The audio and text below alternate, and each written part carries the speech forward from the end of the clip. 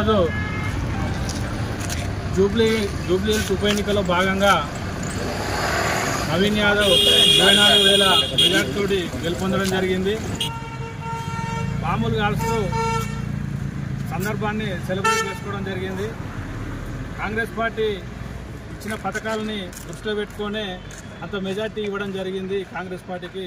ఈ నవీన్ యాదవ్ గెలుపుకు అక్కడ ఉన్న ఓటర్లకు వాళ్ళు ఓటేసి గెలిపించినందుకు వారికి శుభాకాంక్షలు తెలియజేస్తున్నారు. ఫలితాలను చూసినట్టయితే కాంగ్రెస్ పార్టీ కొంతమంది బీఆర్ఎస్ నాయకులు, బీజేపీ నాయకులు కొంతమంది ఏం చేసిందంటే కాంగ్రెస్ పార్టీ సంవత్సరంలోనే ఆ ఉనికి కోల్పోయింది.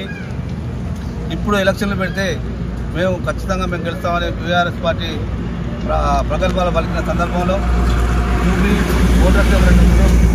మరి రేవంత్ రెడ్డి పెట్టిన కాంగ్రెస్ పార్టీ పెట్టిన సోనియా గాంధీ, రాహుల్ గాంధీ పెట్టిన పథకాలను ఈ 6 పథకాలను బస్సు ఫ్రీ ఒకటి, సన్న రైస్ బియ్యం ఒకటి, మళ్ళా పోతే కరెంటు ఫ్రీ ఇటువంటి ఒక పథకాలను ఉపయోగించుకొని వారికి ఈరోజు వారికి అండగా రేవంత్ రెడ్డికి అండగా నిలిచి నవీన్ యాదవ్ను అత్యధిక మెజార్టీతో గెలిపించడం జరిగింది. మరి వారికి సహకారం చేయడం కోసం మన స్థానిక ఎమ్మెల్యే గారు యశ్వంత్ రెడ్డి గారు, ఝాన్సీ రెడ్డి గారు వారు పెద్ద ఎత్తున కృషి చేయడం వల్ల మరి ఈరోజు పెద్ద ఎత్తున మెజార్టీ కూడా రావడం జరిగింది. కానీ ఇటువంటి ప్రగల్భాలు మార్చుకోవాలి. రానున్న రోజులు మొత్తం కాంగ్రెస్ పార్టీ హస్తగతం చేసుకుంటుంది. స్థానిక సంస్థల్లో కూడా మేమందరం ఐక్యంగా ఉండి రేపు స్థానిక సంస్థలకు మేము యశ్వంత్ రెడ్డి గారికి అండగా ఉంటాం. వారి సీట్ని కాంగ్రెస్ అనేది అత్యధిక మెజార్టీతో అంటే 50% కూడా పోల్ కాకున్నా కానీ 24,729 ఓట్లు అంటే ఇది మామూలు విజయం కాదు, ఘన విజయం. అలాగే ఉత్తర ప్రగల్భాలు పలికినటువంటి కేటీఆర్ ఎన్నో చెప్పాడు, ఎన్నో అవసరాలు చేశాడు, ఎంతో చెప్పాడు ధీమాగా. ఇలా ఆయన ఉత్తర ప్రగల్భాలన్నీ చిత్తు అయిపోయినాయి.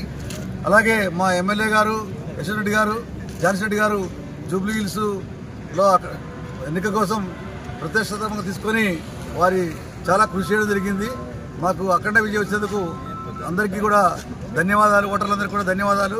మా ఎమ్మెల్యే గారు కూడా ప్రత్యేక అభినందనలు. జై కాంగ్రెస్.